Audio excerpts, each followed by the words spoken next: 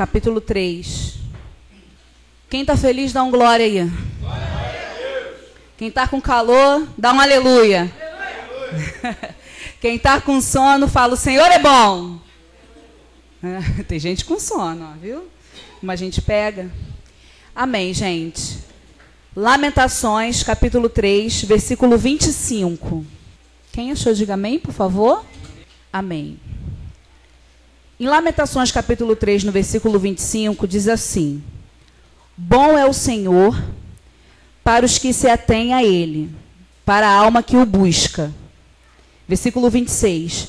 Bom é ter esperança e aguardar em silêncio a salvação do Senhor. Versículo 29. Põe a boca no pó, talvez assim haja esperança. Amém, igreja? Feche os olhos em nome de Jesus. Senhor, meu Deus e amado Pai, eu sei que o pastor Marcos já orou juntamente com a tua igreja, Senhor, para que nós tivéssemos o culto abençoado, para que a tua palavra fosse abençoada, Senhor. Mas eu me coloco diante de ti agora, Deus amado, como um instrumento para ser usado por ti.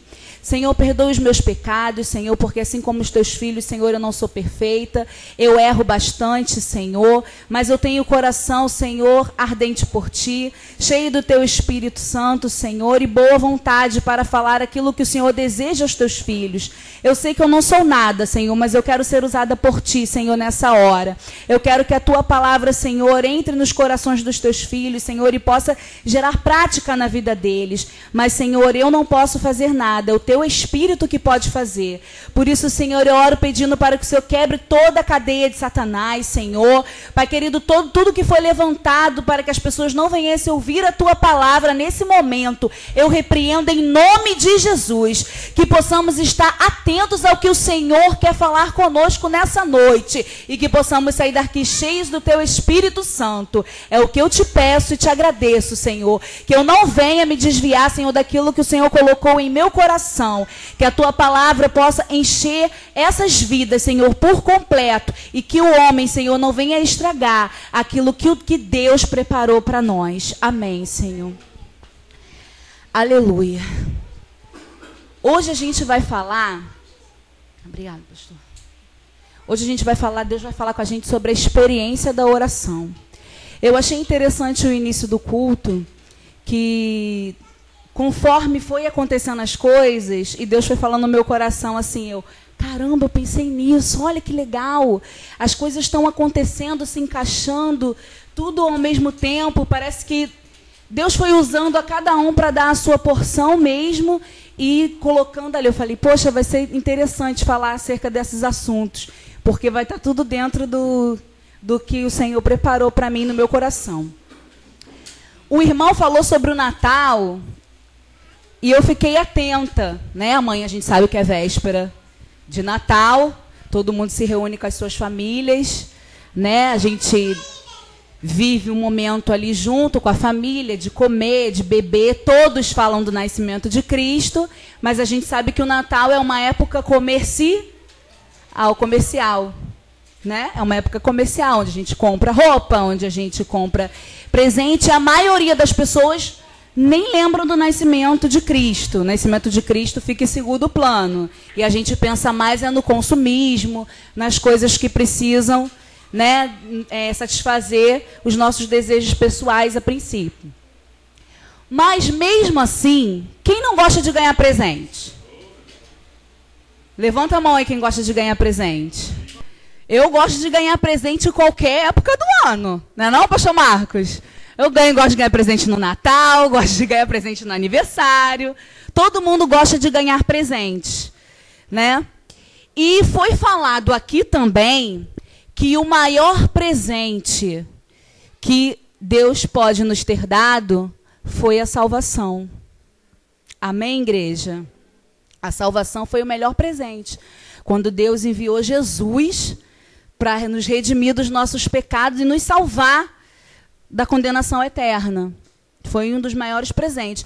E acompanhado com a salvação, vieram muitos outros presentes que Deus deu, e às vezes a gente passa despercebido, né, não está atento, mas que é um presente para as nossas vidas. Deus quer falar para vocês hoje mais um presente que Ele quer dar para vocês, que é o presente da oração, que foi dado por Deus, que vem junto com a salvação. Sendo que a oração não é só para os salvos, a oração é para todos. A oração é algo bom, é algo agradável, mas nem sempre a gente ora. Está atento a todo momento para orar. Por quê? Primeiro, vamos lá. Por que devemos orar? Por diversos motivos. Mas aqui em Lamentações, no capítulo 3, no versículo 26, né? Que Jesus, ele fala o quê? Bom é ter esperança e aguardar em silêncio a salvação do Senhor. Aí no versículo 29 ele fala, põe a boca no pó, talvez assim haja esperança. Então assim, a oração ela serve para várias coisas. Mas uma das coisas principais também é para que haja esperança no mundo. A gente vê como que o mundo de hoje em dia tá, né, gente? Ninguém está preocupado com o outro, ninguém quer saber de nada, a maioria das pessoas estão egoístas, só pensam em si mesmo. Vários acontecimentos catastróficos no mundo, tanto em relação ao tempo, em relação também à vida sentimental. Então, vários problemas têm acontecido no mundo. E nesse versículo aqui, 29, quando ele fala, põe a boca no pó, talvez assim haja esperança, o que Deus quer falar conosco? Pode estar dando tudo errado, mas se você colocar a boca no pó, há uma esperança. Se você colocar a boca no pó, algo pode acontecer e vai acontecer em nome de Jesus. Mas o que é a oração afinal? O que é a oração afinal? A oração é um diálogo, é uma conversa sua com Deus. Se é um diálogo, logo só você não fala, você também ouve a voz de Deus. Mas a gente vai falar isso mais detalhado daqui a pouco. Mas a princípio, a oração é quando você conversa. Sabe quando você tem um amigo e você gosta de estar com esse amigo, você gosta de conversar com esse amigo? Poxa, fulano não veio hoje, precisava tanto conversar com ele, precisava tanto desabafar, falar algumas coisas com ele. Sabe quando você precisa de alguém para conversar? A oração é um ato de diálogo que você tem a oportunidade de estar falando com Deus. Sendo que um amigo comum, quando a gente conversa com ele, ele pode te orientar, te dar conselhos usados por Deus, te abençoar, mas nem sempre ele pode transformar a sua vida. Mas quando você fala com Deus, não. Ele é o Deus Todo-Poderoso. Ele pode todas as coisas. Então, quando você fala com ele, quando você conversa com ele, algo acontece no mundo espiritual. O sobrenatural, o impossível pode acontecer na sua vida e na vida daqueles por quem você ora. Então, a oração, ela é algo pessoal, minha, do meu íntimo com Deus. E, além disso, eu uso da oração para falar dos meus problemas, para agradecer a Deus por tudo que Ele tem me dado, mas para orar pela vida de outras pessoas também, pelos problemas dos outros. Isso é oração. E vamos abrir a Bíblia lá, Mateus capítulo 6. Mateus capítulo 6, versículos 5 e 7. Todos abriram? Amém. Mateus capítulo 6, versículo 5 diz assim: E quando orares, não sejas como os hipócritas, pois se comprazem em orar em pé nas sinagogas e às esquinas das ruas, para serem vistos pelos homens. Em verdade vos digo que já receberam seu galardão. Mas tu, quando orares, entra no teu aposento e, fechando a tua porta, ora ao teu Pai, que vê o que está oculto. E teu Pai, que vê o que está oculto, te recompensará. Versículo 7. E orando, não useis de vãs repetições, como os gentios, que pensam que por muito falarem, serão ouvidos. Amém? Nesse versículo aqui, Deus é bem claro que a oração não é para o próprio engrandecimento. Né? Muitas das vezes, as pessoas oram para serem vistas pelos outros. Olha como eu tenho uma voz eloquente, olha como eu falo bonito, eu vou orar e as coisas vão acontecer na igreja. E pensa que por muito falar, está tocando o coração de Deus e realmente as coisas estão acontecendo. Não. Deus conhece o nosso coração. Quando você ora, o Espírito Santo sonda o seu coração e sabe verdadeiramente o que está se passando aí, no seu corpo inteiro. Cabeça, coração, tudo, o Espírito Santo conhece você por dentro. É o único que sabe tudo o que você pensa. E se as suas palavras estão sendo sinceras diante do Senhor. Então, não adianta nós enganarmos a nós mesmos e ficarmos falando, né, gritando, às vezes clamando, como dizem, que normalmente quando falam em clamor, as pessoas já pensam que clamar é gritar e falar. Se o seu coração não está verdadeiramente querendo que aquilo aconteça, acreditando que aquilo pode acontecer, que o Espírito Santo de Deus sonda o teu coração. E na hora que você está falando, Deus está vendo e está falando, puxa vida, essa oração está tão bonita com palavras, mas poderia ser diferente na íntegra. Algo poderia acontecer em nome de Jesus. Então, de repente, você está aí no seu cantinho, simples, né? No seu lugar, e você pode pensar assim, eu sou apenas uma criança, eu não sei orar direito. Né? Ou você, de repente, é um adolescente e tal, e fala, eu não sei falar, então eu não sei orar, eu tenho vergonha de orar em público. Começa a orar. Começa a orar. No seu lugar, quietinho. A oração, ela é tão maravilhosa, é um presente tão maravilhoso que Deus nos deu, que não tem lugar certo para você poder fazer isso. Não tem tempo certo para você fazer isso. Ou seja, você pode orar em qualquer momento, você pode orar em qualquer lugar. É de graça, você não tem que pagar nada. E é para todo mundo. Qualquer pessoa pode orar.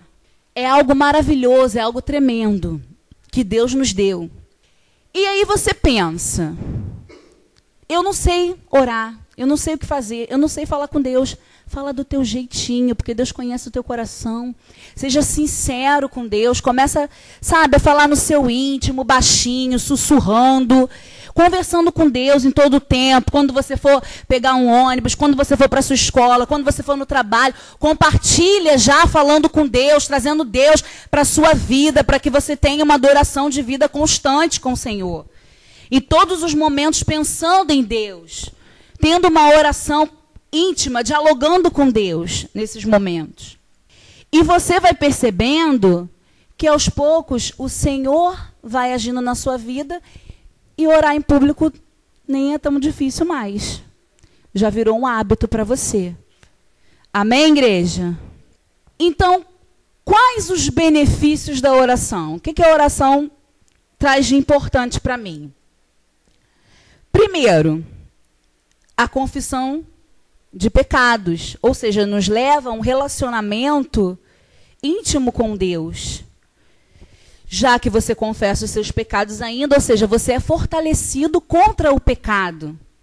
Dessa forma, o seu coraçãozinho é aliviado, porque você confessou a Deus os seus pecados, né? Se arrependeu dos seus pecados, falou com Ele, o seu coração é aliviado, e isso te fortalece, porque quando você for pecar de novo, você vai lembrar do tamanho o amor de Deus e a gratidão que Deus teve com você, e você vai falar, poxa, eu orei pedindo a Deus perdão por isso, não vou fazer isso de novo, eu não vou entristecer o coração do meu Deus.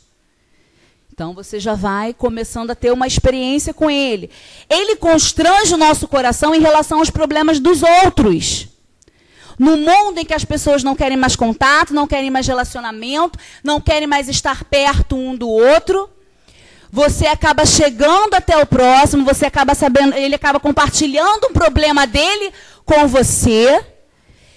E você tem junto dessa pessoa um irmão para poder estar orando junto com você em relação a esses problemas. E quanto mais você se envolve nessa oração, em estar orando para abençoar, né? Estou orando para Deus abençoar a vida da Dona Ivete, para que Deus fortaleça ela. E quanto mais você vai orando, mais Deus vai constrangendo o seu coração pela vida da irmã, pela vida dela, para que ela possa realmente crescer, fluir. E quando os problemas dela, então, são resolvidos, aí é que você fica feliz, porque você vê o quê? Renova a sua fé. A oração também, outro benefício, é de renovar a sua fé. Porque quanto mais você ora, mais você fala com o Senhor, e você vai vendo as coisas acontecer, você vai vendo o agir de Deus acontecer na sua vida, mais você quer orar e mais você crê no poder do Espírito Santo, mais você crê que Ele é o Deus do impossível, Ele é capaz de fazer coisas sobrenaturais. Outra coisa é que Ele resolve qualquer tipo de problema. A oração tem esse poder, nós não temos. Mas a oração tem o poder de Deus resolver qualquer tipo de problema. Meus amados, Deus ele já conhece o nosso coração. Ele sabe tudo aquilo que a gente necessita, tudo aquilo que a gente precisa. Mas Ele quer que nos acheguemos a Ele e oremos a Ele, falamos com Ele, para dar legalidade para o Espírito Santo de Deus agir. Deus precisa da legalidade, da sua permissão. Não que você seja maior do que Deus, nada disso. Porque Deus é o Deus Todo-Poderoso, governa tudo, você querendo ou você não querendo. Mas Ele não invade o teu coração, Ele te deu o livre-arbítrio. Então você precisa querer mudança e você precisa falar com Ele para que Ele possa agir a teu favor. E o que é interessante é que Ele pode resolver problema sentimental, problema profissional, problema de saúde, problema financeiro, Ele pode resolver. Mas aí, eu vou dar até uma ressalva do problema financeiro. Não só do problema financeiro, Ele resolve todas as coisas. Mas as pessoas pensam que orar é só você falar também e acabou, que Deus vai resolver tudo. Você vai dar legalidade para Ele agir, mas o nome já fala, oração. Orar, mas age também, né? Eu vou orar e vou deixar tudo cair do céu, eu vou ficar sentado de braços cruzados e não vou fazer nada. Não, você vai orar, mas você vai agir também, né? E eu estou falando isso em relação às finanças porque, mas eu estou cheio de dívida. Estou cheio de dívida, não tem mais como resolver. Senhor, me ajuda a não ter mais dívida. Mas você vai lá e compra um monte de coisa. Na época do Natal, então, né? O cartão de crédito, o carnê, as coisas todas, você sai comprando um monte de coisa. Como é que você quer que Deus salve suas dívidas? E um outro detalhe, você também não planta. Você precisa plantar, é a lei da semeadura. Você não planta amor, não planta carinho, não planta também finanças, porque o mundo é em relação ao dinheiro e você precisa do dinheiro.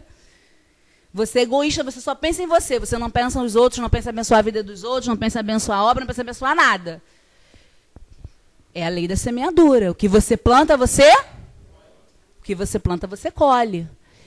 Então, ou seja, a oração parece até uma fórmula mágica, né? Opa, então agora eu tenho a fórmula mágica. Tudo que eu quiser agora eu vou conseguir. A palavra de Deus diz que se você crer, aí sim, algo pode acontecer. Vamos ler lá, Mateus capítulo 21, versículo 22. Alguém pode ler em voz alta, por favor? Eu que estou falando, gente? O que a palavra de Deus fala? E tudo que pedirdes na oração, crendo, recebereis. Vamos lá, todo mundo junto. E tudo que pedirdes na oração, crendo, recebereis. Quem está falando aqui, o que está falando é a palavra de Deus, é a voz do Senhor falando. Então, se Ele está falando, eu creio que algo pode acontecer, mas você precisa crer. Lembra que eu falei que o Espírito Santo de Deus ele vai sondando os nossos corações? E ele vai sondando os nossos corações? Se você também não está crendo, ele sabe que você não está crendo em nada do que você está falando. É tudo baboseira. Como é que eu vou fazer algo que eu não acredito? Né? Eu preciso acreditar que a oração realmente tem o poder para transformar vidas e o poder para mudança. Vamos dar um exemplo aqui. Ontem, né, quando a gente estava reunindo aqui, fazendo a ceia de Natal, a gente sentiu falta de alguns dos nossos convidados. Eram convidados especiais, eles ainda não tinham chego. Então a gente falou, não, vamos orar para que Deus tragam eles. E graças a Deus, Deus trouxe. Janaína chegou depois. E a gente, poxa, foram os nossos convidados especiais. Imagina você fazer um banquete, você convidar as pessoas e as pessoas não virem. Não é verdade? E a gente ficou super feliz, porque eles estavam presentes, porque eles vieram. Tinham outras pessoas que faltavam e poderiam estar? Sim, tinham. Mas só em ver os rostinhos deles chegando e confraternizando ali junto com a gente, o nosso coração já se encheu de alegria. Então a oração foi um momento usado que o povo clamou aqui pela vida deles e algo aconteceu em nosso meio. E você via a felicidade de todo mundo, nossa, a felicidade dos nossos convidados, todos super felizes, porque estávamos aqui fazendo algo que agradou o coração de Deus, eu creio. Gente, eu posso falar uma coisa para vocês, né? Palavras que a gente tem que confessar os nossos pecados uns aos outros. Eu, às vezes, até esqueço de orar, em que sentido? Né? Vamos orar em grupo, ou vamos fazer um clamor e tal, mas eu procuro orar a Deus a todo momento. Mas quando o Senhor trouxe essa palavra para ministrar o meu coração, Deus está me cobrando uma outra situação. Porque às vezes eu estou falando de oração, mas Ele está te cobrando algo específico aí, que eu não sei, porque eu não sou do coração e eu não sou conhecedora. Quando Ele falou de oração comigo, eu sei que eu preciso surpreender o meu Deus através da oração. Foi o que o Senhor falou comigo. Eu preciso separar um momento específico para estar orando a Deus. Orar a Deus em todo momento, eu penso em Deus em todos os momentos. Quando eu estou comendo, eu penso, poxa, Senhor, obrigado, sabe, por esse alimento, porque o Senhor tem sustentado. Eu vejo meu filho lá com um sorriso para mim, eu falo, ai, que coisa linda, obrigado, Senhor, porque o Senhor me deu um filho. Isso não deixa de ser uma oração, mas nós precisamos separar momentos a sós com o nosso Deus. E Deus está me cobrando isso. Então, a oração, eu ministrei a palavra, mas Ele me cobrou isso especificamente. Né? E eu creio que Ele está cobrando algo para você. De repente, você nenhuma vez na semana você orou. E de repente você nem lembrou de agradecer o alimento. Eu não estou falando para você ser religioso, mas que isso seja algo espontâneo na sua vida. Isso seja algo que aconteça normalmente na sua vida. Então vamos lá. Se orar é bom, se traz benefícios para a minha vida, por que eu não oro? Vamos abrir a nossa Bíblia em Gálatas 5, versículo 17. Orar é tão bom, traz tantas coisas boas para mim. Por que eu não oro, então? Né? É muito bonito eu ficar falando de oração, aquela coisa, mas por que eu não oro? Em Gálatas capítulo 5, versículo 17, diz assim: porque a carne cobiça contra o espírito, e o espírito contra a carne, e estes opõem-se um ao outro, para que não façais o que quereis. Ou seja, orar é maravilhoso, agrada a Deus, nos faz ficar fortes, mas a gente não ora porque a nossa carne cobiça contra o espírito. É uma luta constante do espírito contra a carne. Mas o que a gente vai fazer então? Vai deixar a carne vencer sempre? Não. Ultimamente, se você não tem orado, é porque a tua carne está vencendo. Aí a gente precisa descobrir o que está acontecendo para a nossa carne estar mais forte do que o espírito. Tem a ver com a nossa alimentação. Quanto mais você alimenta a tua carne, mais ela prevalece contra o espírito. Então, e a nossa carne, ela já é alimentada normalmente. Normalmente você alimenta a tua carne porque você precisa comer. Senão você cai desmaiado. Quem comeu hoje aqui? Quem comeu, gente? Ó, eu sei de mais gente que comeu, hein? Quem comeu, gente? Levanta a mão. Todo mundo comeu. Quem dormiu de ontem para hoje? Ou seja, isso aí é uma coisa que você não fala, eu quero comer agora. Às vezes a gente até fala, né? Mas você sente vontade de comer, você sente fome. Você fala, eu quero dormir agora. O teu corpo automaticamente já vai perdendo. E isso aí, você já está alimentando a tua carne quando você faz isso. Já automaticamente. Então, ó, se você dorme 8 horas de sono por dia, já são 8 horas que você alimentou a carne. Comida, vamos botar umas 2 horas, porque ninguém, né, fica comendo 2 horas seguidas. Vamos colocar no dia inteiro, que você... 1 hora, mais ou menos, né? 2 é muito, né? Se for calcular, assim, 5 minutos a gente já come alguma coisa. Né? Mas, ou seja, já foram 10 horas do dia, tem 24 horas. E fora as outras coisas. Então, naturalmente, você já alimenta a tua carne. E as outras coisas que a gente gosta de fazer e procura e alimenta a carne? Ver uma televisão. A gente gasta horas na TV. Facebook, que é a onda do momento. A gente fica no Facebook, ó. Outro dia eu estava conversando com meu marido. Como que o Facebook, ele acaba distraindo a gente do foco. Às vezes você vai entrar na internet para fazer uma outra coisa, uma coisa séria. Mas o Facebook te distrai se você não tomar cuidado. Você começa a ver as coisas, principalmente os adolescentes, né? Começa a ver as coisas, comentários, postagens, aquilo ali, você fica, ó. Gente, horas. Eu não estou falando de você ficar um tempão. Começa, sabe, num devocionalzinho pequeno, começa a separar 30 minutos que seja para o Senhor. Começa assim e depois você vai ampliando, aumentando. Mas a gente não, fica um tempão. Quando a gente vai sair, vai na casa de um colega... A gente fica conversando também horas e horas e esquece da vida. E nem sempre você está alimentando ali o teu espírito. Às vezes está falando sobre artista de TV, sobre nada, sobre vida pessoal. Falando dos outros, né? Só Jesus. Então, ou seja, você já está alimentando a sua carne. E o espírito não está. Então, nós precisamos... Você não, pastor? Pois é, gente, viu? Isso é coisa da carne, hein? Viu? Ou seja, a gente acaba alimentando mais a nossa carne do que o nosso espírito. E nisso, minha filha, a carne fica fortalecida, ó, cheia de gás.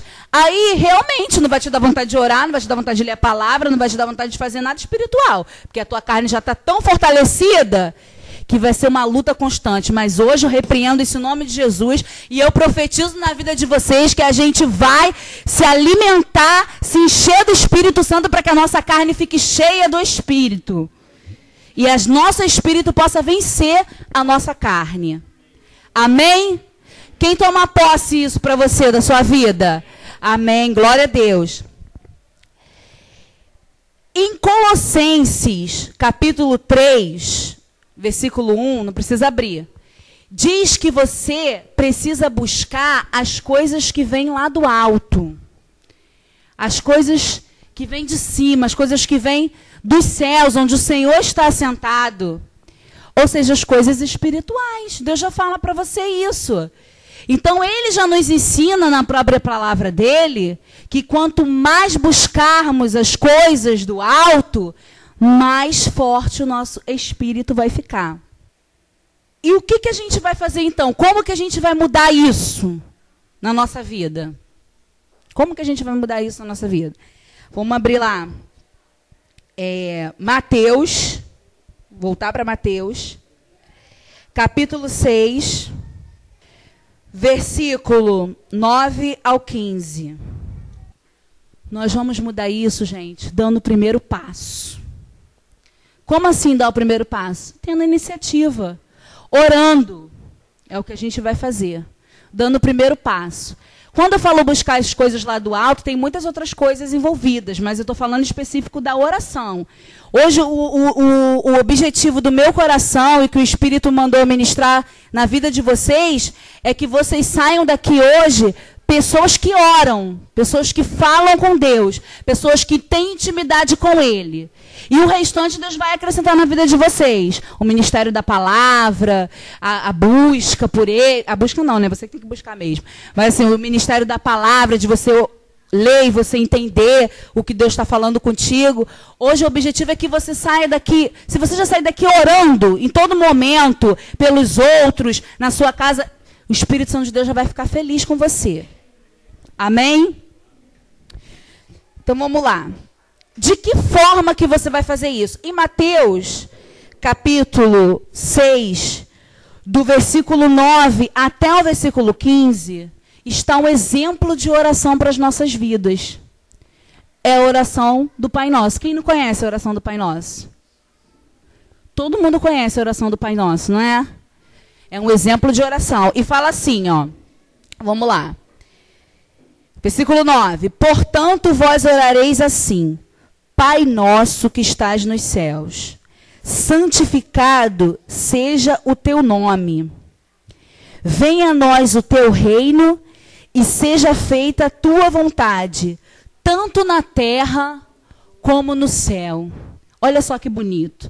Aqui a oração do Pai Nosso começa fazendo o quê? Engrandecendo ao nome do Senhor. Isso não é uma regra não, tá, gente? Você pode orar começando a engrandecer, começando pedindo. Não tem importância, você pode orar de qualquer forma. Mas aqui só é um exemplo para quem, né? Eu tenho medo, eu não sei por que orar, não sei como que eu vou fazer. Não sei. Então, é uma dica. Fica uma dica para você, um exemplo. Comece engrandecendo a Deus, dizendo o que Ele é, que tem características que Deus é. Você achando, não achando, querendo, não querendo, Deus é. Não é uma qualidade. Ele é santo. Não tem como. Alguém pode falar, eu não acho que Ele é santo. Mas Ele é, independente do que você pensa ou não. Né? Deus é santo. Então, assim, falando dos atributos de Deus, realmente, o que Deus tem feito na sua vida? Né? O que você pensa que Deus fez por você? O que você acha que Deus é? Dizendo o quanto Ele é grande, exaltando o nome do Senhor.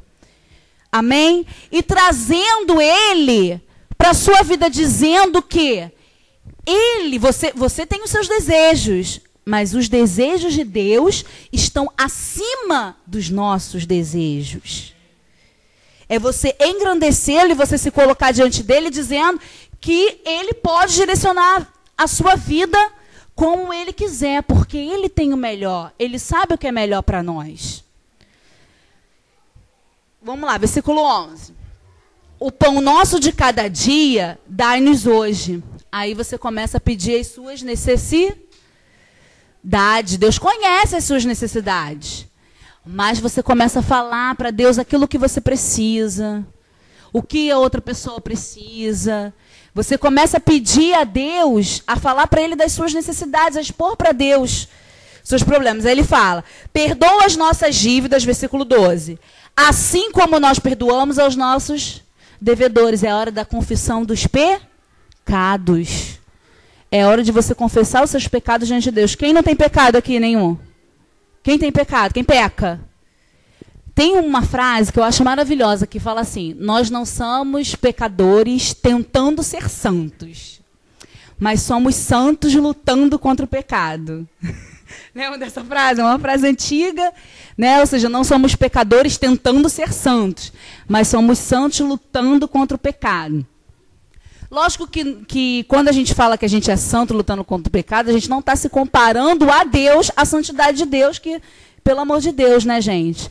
Mas é uma profecia de fé, de que quanto mais você estar na presença de Deus, buscando a tendência a você ser santificado por Ele. Não é você que é santo, mas Ele te santifica a cada dia. Não é?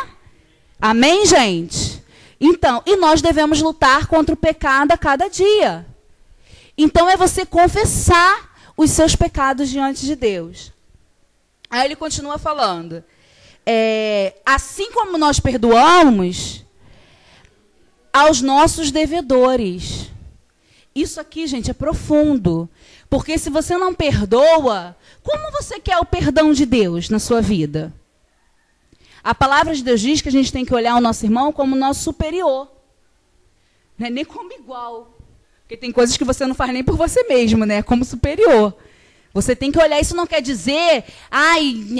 Que é isso? Ele é melhor do que eu? Você deve olhar assim porque Deus conhece como o homem tem a facilidade de engrandecer o seu ego e ser soberbo. Por isso que ele fala isso na palavra dele. Nós, quanto menos esperamos, a gente já olha torto para o irmão, a gente já se acha melhor do que o outro, fala mal do outro, não é verdade? Acha que você está com a razão e o outro não está, a gente julga muitas outras pessoas. Então, por isso que Deus fala que a gente tem que olhar os nossos irmãos como os nossos superiores. Porque até se fosse olhar como igual, ele é igual a mim, também se fosse para mim eu não ia fazer, eu não vou fazer nem para mim nem para ele. Não é assim? Então, ou seja, você não quer fazer para você, mas para ele você tem que fazer. Porque ele é seu irmão. E isso também, gente, é demonstração de amor. Quando você entende o que Deus fez por você, você entende que você não tinha como pagar tudo o que você fez, e você é grato pelo sacrifício de Jesus na cruz do Calvário, você entende que o seu próximo erra. E você deve perdoar ele sim. À medida que você perdoa, Deus perdoa você. Cada vez mais e mais e mais e mais. É como se fosse a lei da semeadura também. Quanto mais tu perdoa, mais você é perdoado. Então, ou seja, precisamos perdoar uns aos outros. Ninguém é perfeito. Todo mundo tem as suas diferenças, todo mundo tem o seu jeito. Às vezes um jeito não combina com o seu, você não gosta de certas coisas, mas nós devemos saber viver em uma sociedade e respeitar as diferenças uns dos outros. Perdoar uns aos outros. Aí, continuando, né, ele fala, não nos induza à tentação, mas livra-nos do mal. Ou seja, orar, a gente precisa orar para que Deus nos direcione, para que a gente enxergue o pecado longe e para que a gente resista ao pecado, para que a gente possa enxergar antes dele nos pegar e fugir do pecado. E aí ele completa dizendo, pois teu é o reino e o poder e a glória para sempre. Amém. Ou seja, todas as coisas pertencem ao Senhor. Tudo pertence a Ele. Então aqui é um exemplo de oração dado por Deus para as nossas vidas. Mas o que você vai fazer? Você vai começar a orar do seu jeitinho aí. Orar a todo momento. Orar sem cessar.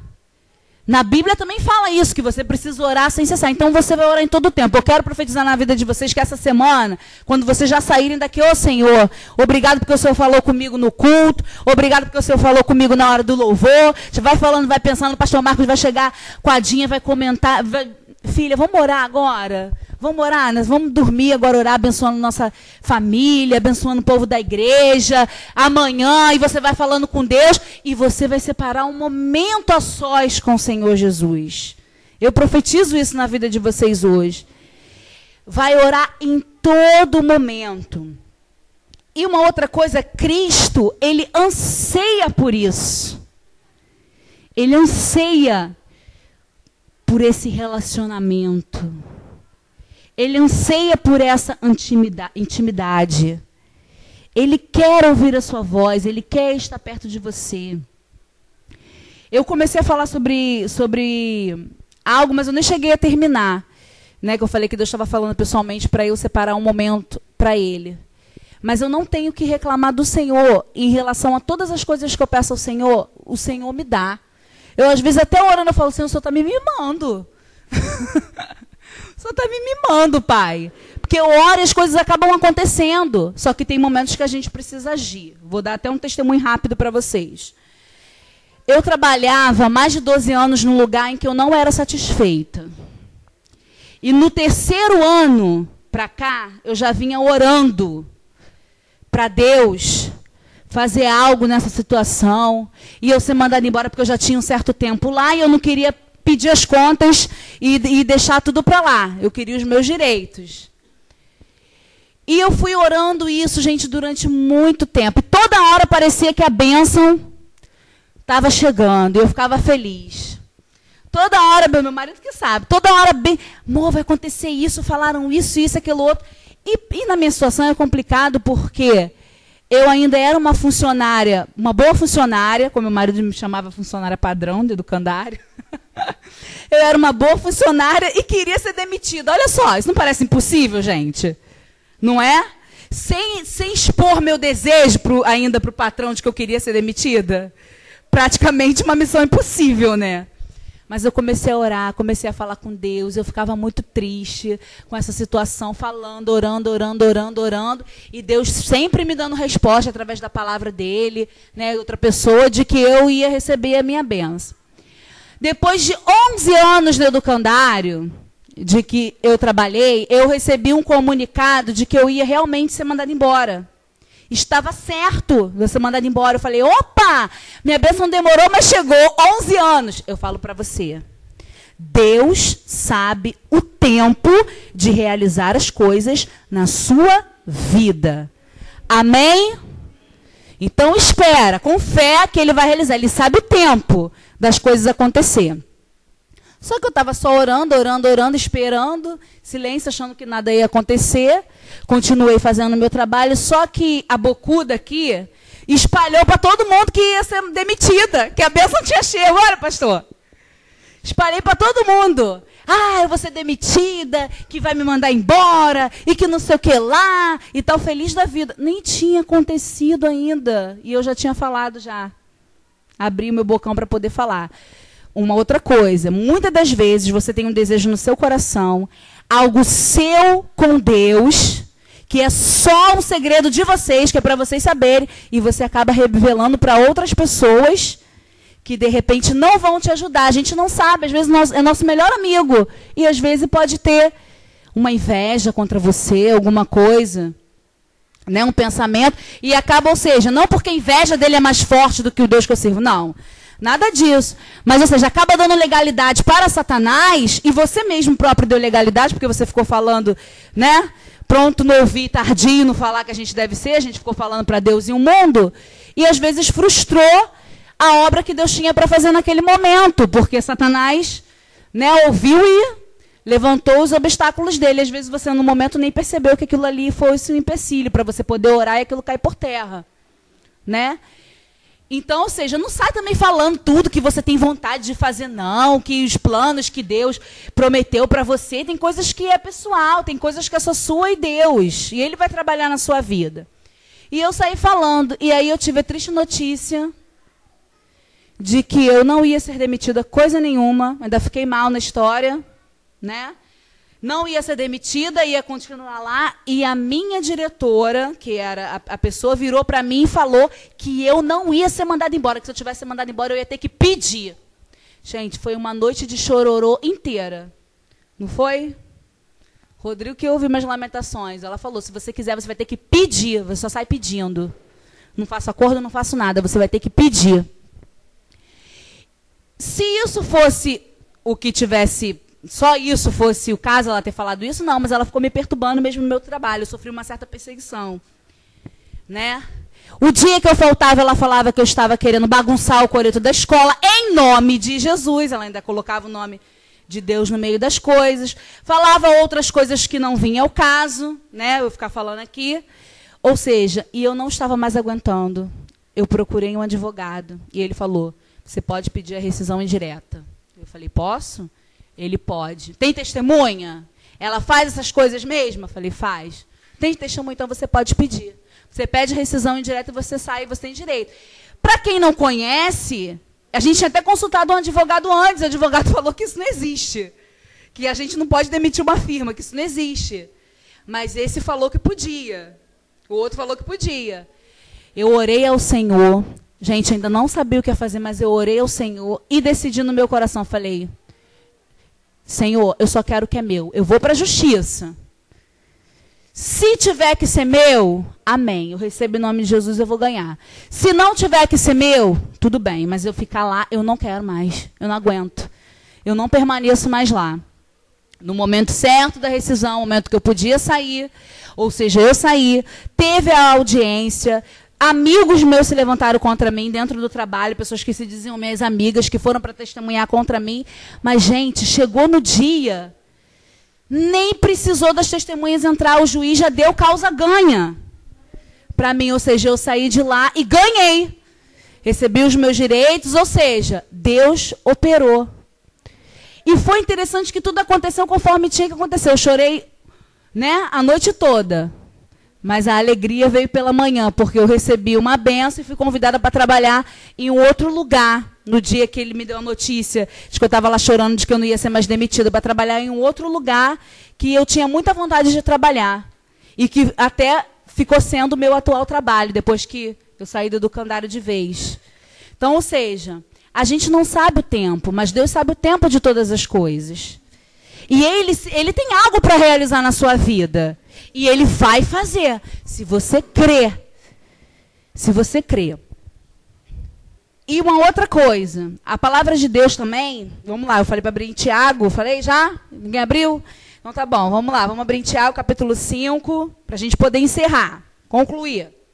Tiago, capítulo 5, versículo 16, diz assim, ou melhor, 16 não, vamos desde o 13, por favor, versículo 13. Está alguém entre vós aflito? Ore. Está alguém contente? Cante louvores. Está alguém entre vós doente? Chame os presbíteros da igreja e orem sobre ele, ungindo-o com azeite em nome do Senhor. E a oração da fé salvará o doente, e o Senhor o levantará. E se houver cometido pecados, ser-lhe-ão perdoados. Versículo 16. Confessai as vossas culpas uns aos outros e orai uns pelos outros, para que sareis. A oração feita por um justo pode muito em seus efeitos. Amém? Glória a Deus. Vamos colocar de pé agora e a gente vai orar em nome de Jesus.